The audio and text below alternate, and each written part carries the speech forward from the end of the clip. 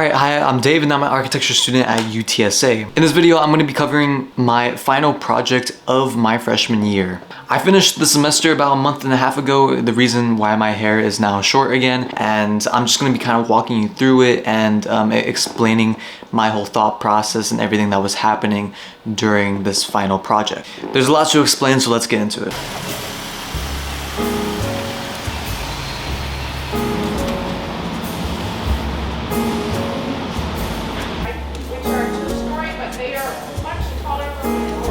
Okay, so this is the class directly after spring break, the first day back, where we get explained our final project of the semester. So our class is 3 hours long. A lot happens in a class, okay? So pretty much she gives us a brief explanation of where this place is at, everything that we need to know, blah, blah, blah, blah, blah, and then we go on a site field trip. It's pretty helpful just so we can know the actual size and the dimensions of everything, just so we can get a real life view of where we're gonna be located at and where we're gonna be building our structure. The first day is just purely brainstorming. Sketchbook is the most important thing when brainstorming. Notes, sketches, diagrams, stuff like that are all helpful things in the brainstorming process.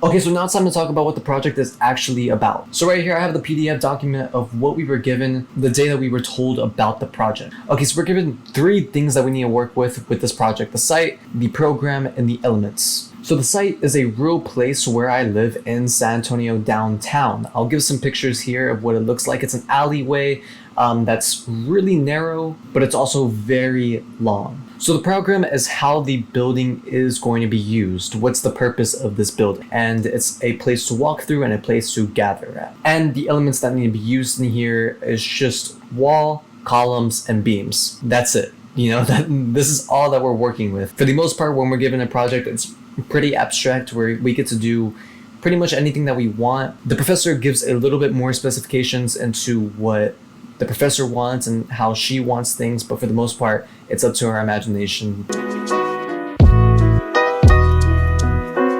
Okay, so while still working through this design process, I want to use new tools that I learned throughout the second semester. So something that was big that we were learning in the second semester was the use of different softwares, because the first semester was primarily just pencil and paper, and that was it. But in the second semester, we were opened to this whole new world of kind of technology and how it's used for architecture. And one of those applications was Adobe. You know, you have Adobe Photoshop, Adobe Illustrator, Premiere Pro, InDesign, all these different applications. And I kind of became obsessed with it. I wanted to really learn it. And so a couple days into this project, I jumped on Adobe Illustrator. Never used it before for design, but I wanted to see what I could do with it. So with Adobe, I used the pictures that I took from the site and tried to create some architectural piece with it, just so I can kind of work with it and see and just try it out. So this is what I got. So I'll be the first one to say that this is not good. This isn't good, right? But I think it kind of shows my willingness to learn something that I've never used before on a time crunch, right? In architecture, I feel like a lot of us don't like to explore outside of the box because of the time constraints that we're given. We're always given harsh deadlines, so it's a little bit hard to kind of explore, to mess up, to try new things. But I think for me, I thought a little bit differently about it. I said to myself, I need to learn this stuff anyways. Let me force myself to do it now. Let me work under pressure. And I think for what I was trying to do here, I think this is a good accomplishment, especially 3rd or 4th day into this project.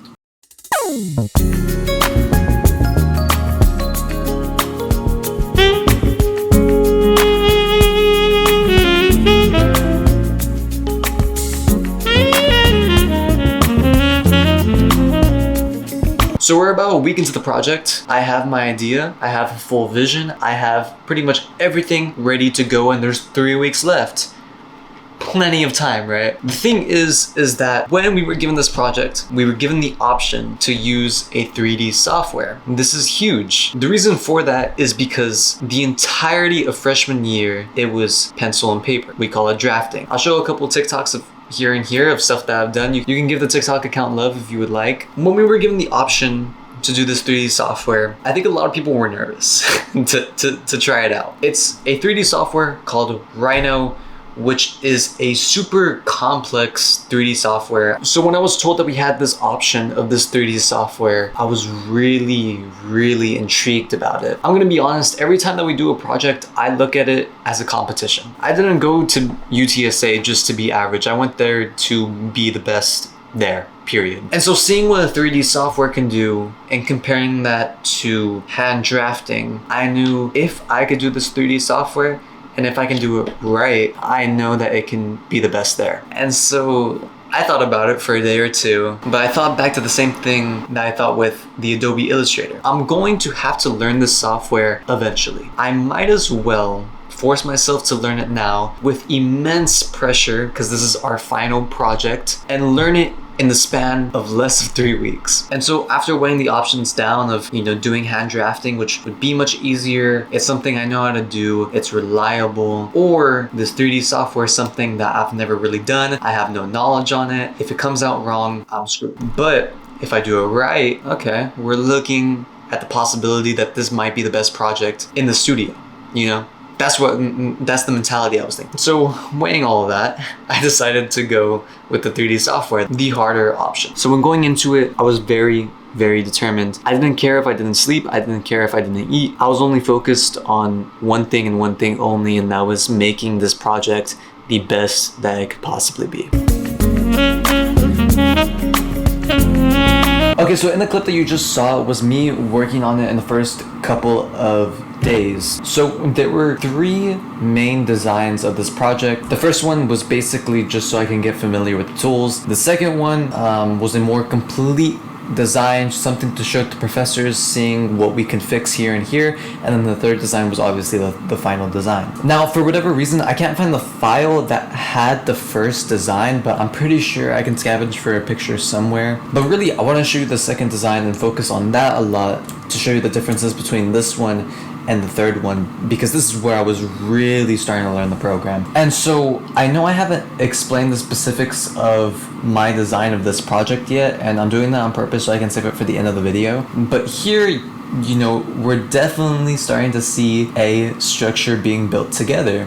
Basically these spaces right here is right where those other existing buildings are going to be at. And I'll kind of explain the program really quickly. If you remember, it needs to be a place to walk through and a place to gather at. So right here we have the walkway space. I just made it very simplified. I wanted it to create a walk space that you can get from point A to point B without any distraction or a mess up in flow. And so to gather at, I was creating this jazz bar because, a huge influence for me was the movie La La Land, and I'll get into that a little bit more, but I want to create this jazz bar that would be nice in an urban area in downtown of San Antonio. And so, you had these seats to gather at, you had a little bar area over here, and then you had these stairs which were at the front of the building. The reason I designed it like this was because I want the first floor and the second floor to be completely different experiences. I want the second floor was about, the day life and kind of more naturey and stuff like that. So I designed these stairs at the front of the building, and that was because I wanted you to make that clear distinction between the vibes of the second floor and the first floor. And if it was nighttime, I wanted you to go into the first floor. If it was daytime, I wanted you to go into the second floor. And so there was going to be these walls in it just so I could have a little bit more enclosed space, feels a little bit more cozy, a little bit more tight, until you go into the second floor and it's a little bit more open of a space to experience a band. Originally, I was like, okay, I think this is done, but when going to professors, they have a lot to say. In architecture, you have to be able to handle that criticism. I knew the fact that I was able to complete this very early, and so I was using that to my advantage of going to the professor repeatedly and being like, do you like this? How do you want this? Blah, blah, blah, blah, blah. So I could get certain critiques to make the building as best as possible for the professor.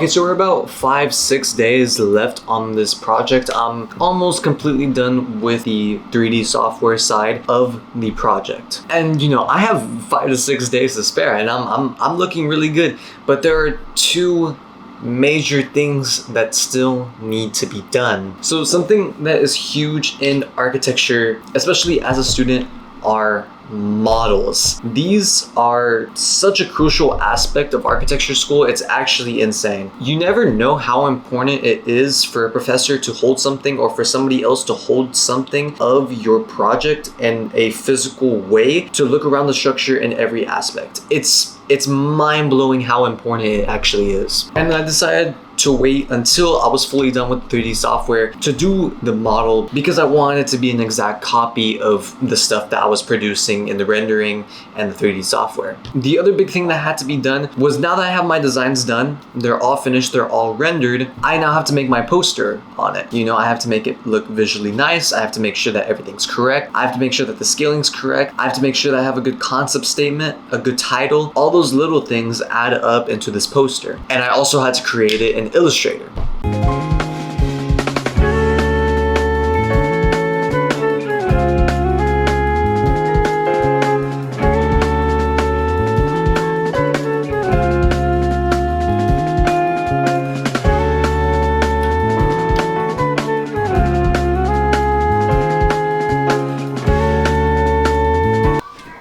Alright, so you're good to come in. So here's my room, by the way. It's not a room tour, but yeah, here's my room. After finishing the model, everything was done, completed the Illustrator page. It took me about 22-ish hours to finish the Illustrator page, and this is how the final product came out. I was so proud of it that I decided to hang it up in my wall and frame it and everything. So let's get into it, right? So you know, the program was to make a structure to gather at and to walk through. I decided to design it with music being involved, and so you know, I wrote this concept statement right here. Music and architecture have many parallels, just as music is composed of various notes and rhythms arranged in a particular way.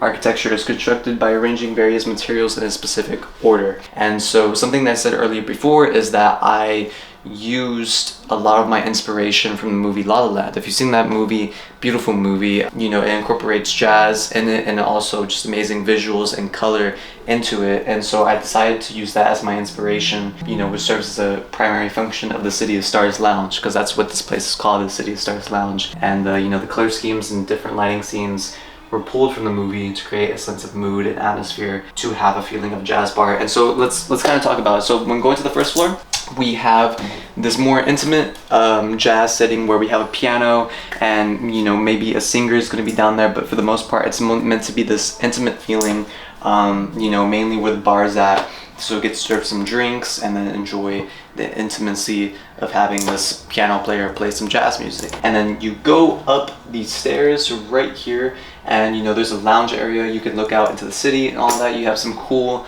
lamps and all that, and you have more of a performer stage. So usually when you see like a jazz band play, you at most see like a quartet playing, and so this is where they would be playing, or like a trio. Pulled images from the pictures I took, which you've seen earlier, and I put the structure into that, which I thought was pretty cool. And I have the San Antonio city skyline, of course, in the back, as it is in downtown.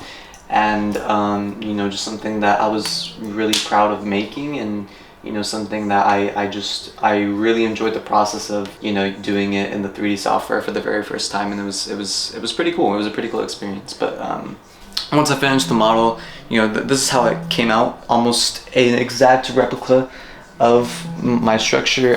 Pretty happy with how this came out, especially because we didn't need a final model, but I wanted to present one anyways, because I just wanted to go that extra mile since it was the final project. So I'm pretty happy with how it came out, and just, you know, you get to see everything from different angles and stuff like that. Okay, so that pretty much wraps up everything. And total, year one as an architecture student was really insightful. You know, I think it's the main thing that I took from it. I learned so much. It's actually insane how much information I was able to gain just from 1 year of architecture school. There was definitely a lot of challenges and a lot of late nights, a lot of sleepless nights as well.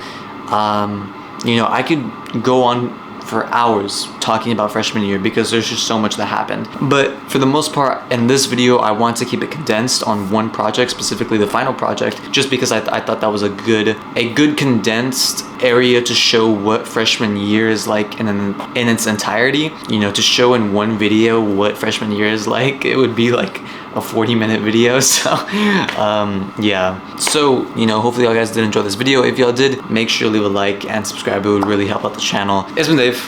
Peace.